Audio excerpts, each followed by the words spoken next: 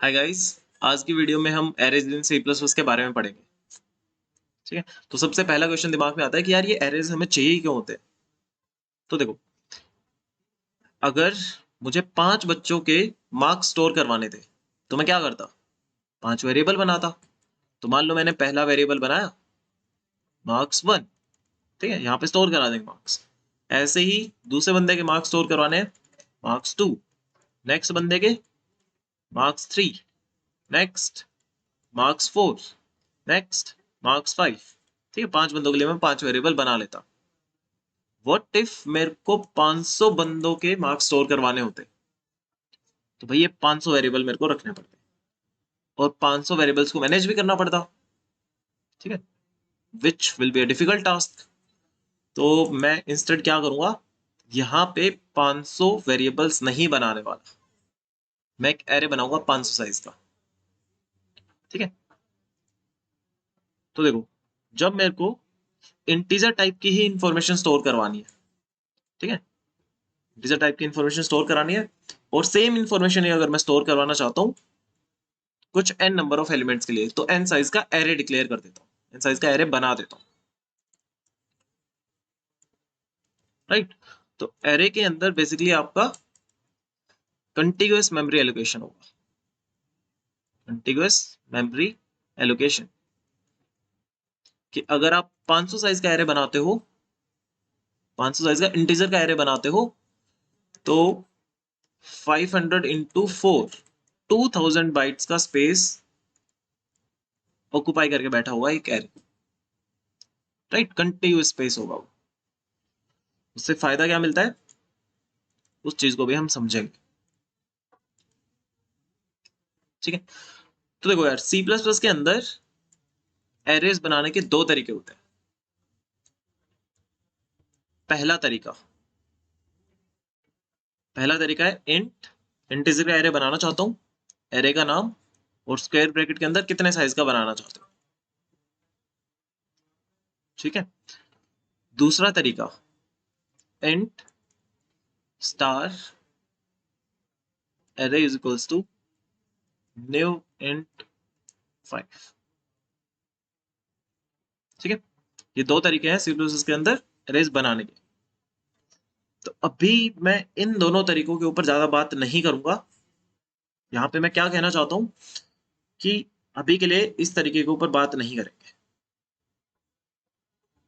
Right, पहले मैं इसी तरीके से सारे क्वेश्चंस करवाऊंगा आपको और उसके बाद एक वीडियो के अंदर डिटेल्ड एनालिसिस ऑफ एरेज इस नाम से एक वीडियो आएगी, तो उसके अंदर हम सब कुछ डिस्कस कर लेंगे। तो अभी के लिए सिर्फ इसी तरीके को समझते हैं, जो रेलेवेंट होगा हमारे लिए इसी तरीके को समझते हैं।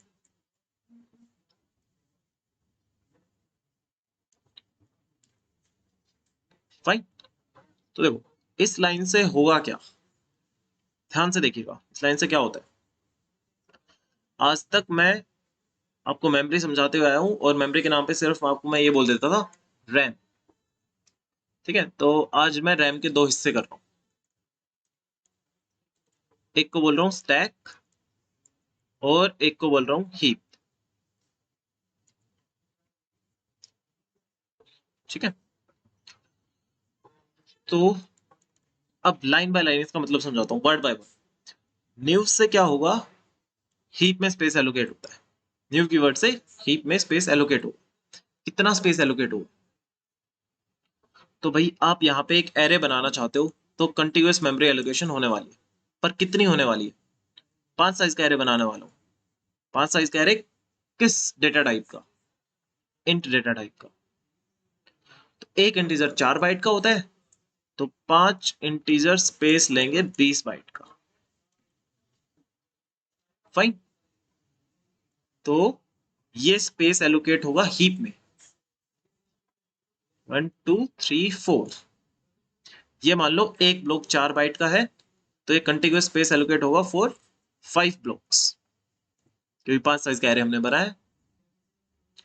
और अगर इसका बेस एड्रेस 4K हुआ, तो ए डबल आर नाम का वेरिएबल, ए डबल आर नाम का वेरिएबल 4K एड्रेस को देख रहा होगा, 4K एड्रेस स्टोर करके बैठा।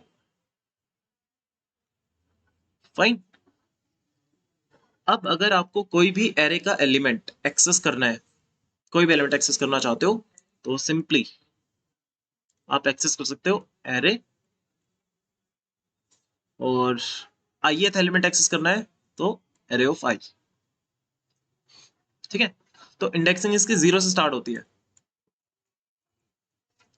इंडेक्सिंग आपको सिर्फ इतना ही बताएगी कि आप बेस एड्रेस से कितने की दूरी पे हो। तो पहला बंदा बेस एड्रेस के ऊपर ही होता है, 0 की दूरी पे। अगला बंदा 1 की दूरी पे होता है, राइट। 1 का मतलब 4 बाइट की दूरी पे। उससे अगला बंदा 2 की दूरी पे है, 2 का मतलब 8 बाइट की दूरी पे। अगला 3 की दूरी पे है, 3 का मतलब 12 बाइट की दूरी पे। अगला 4 की दूरी पे है, 4 का मतलब 16 बाइट की दूरी पे।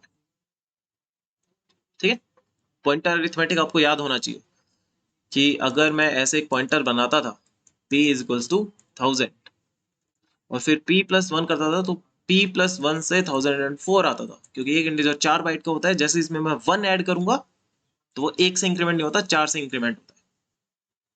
आई होप आपको ये चीज याद हो।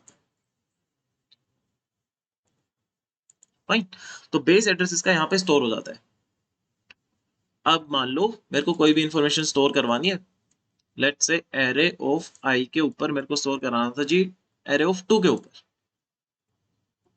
एरे ऑफ 2 के ऊपर अगर मैं 10 स्टोर करवाना चाह रहा हूँ, राइट, तो एरे का मतलब 4K, 4K एड्रेस, और फिर कितना दूर जाना है उससे, 2 कदम आगे, मतलब 4 बाइट आगे।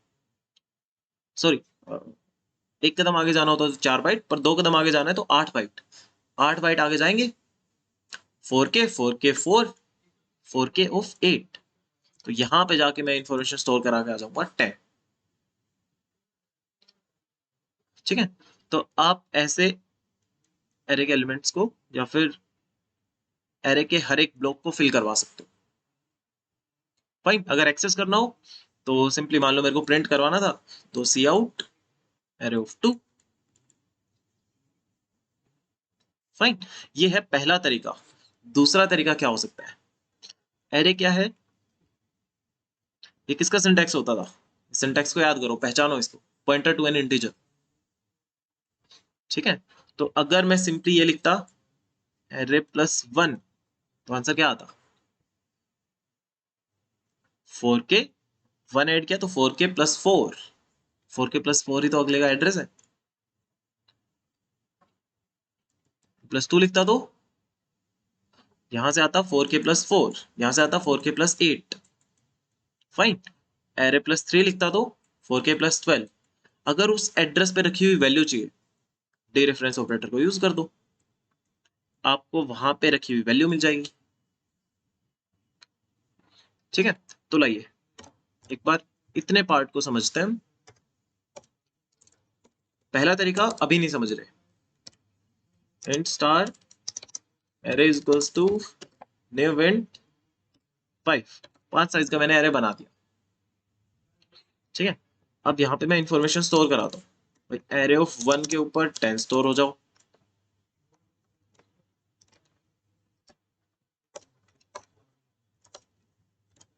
0 से स्टार्ट कर देते हैं, इंडेक्सिंग 0 से स्टार्ट,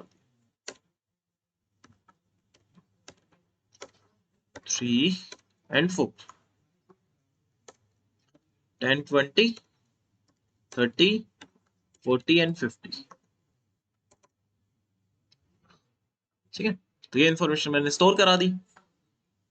अगर इस इंफॉर्मेशन को अगर मैं प्रिंट करवाना चाहता हूँ, सिंपली एक लूप चला के प्रिंट करवा सकता हूँ। 0 से कहां तक चलाओगे, 0 से लेस देन 5 तक, i++ cout array of i से मेरे को वैल्यू मिल जाती है, और लास्ट में एक एंटर भी लगा दिया। ठीक है, तो लाइए इसको चला के देखें, और हम एक्सपेक्ट कर रहे हैं कि 10, 20, 30, 40, 50 प्रिंट हो जाए, राइट। अब अगर आपको इनपुट लेना था, अगर आप इनपुट रिसीव करना चाहते थे, उसके लिए भी लूप लगा दूं, तो मैं सिंपली क्या करता, अगर मेरे को यूजर से इनपुट लेना होता तो मैं लगाता लूप और सी इन एरे ऑफ 5, जो भी वैल्यू आएगी एरे ऑफ 5 में स्टोर होती हुई जाए। लूप 0 से लेकर 4 तक चलेगा। तो अब अगर मैं यहाँ पे इनपुट देता हूँ 1 2 3 4 5 और इसको चला के देखते हैं, तो आउटपुट शुड बी 1 2 3 4 5। ठीक है, तो इस बार आउटपुट 1 2 3 4 5। फाइन। तो अभी के लिए मैंने इस वीडियो में सिर्फ उतना ही समझाया है जितना हमारे लिए रेलेवेंट होगा। ठीक है, और दूसरी चीज, उसी तरीके को लिया है मैंने जिस तरीके से हम जावा में एरेज को इनिशियलाइज करते थे। फाइन। इसका दूसरा तरीका एग्जिस्ट करता है और इसके बारे में सारी डिटेल हम एक अलग से एक वीडियो में कवर करेंगे। टू स्टार्ट विद इतनी इंफॉर्मेशन आपको पता होनी चाहिए। ठीक है, तो अब नेक्स्ट वीडियो में हम इसके क्वेश्चंस को कवर करने वाले हैं। आई होप आपको एरेज के बारे में आइडिया लग गया होगा कि कौन से कॉन्सेप्ट को हम यूज करने वाले हैं। थैंक यू वेरी मच, मिलते हैं अगले क्वेश्चन की वीडियो में।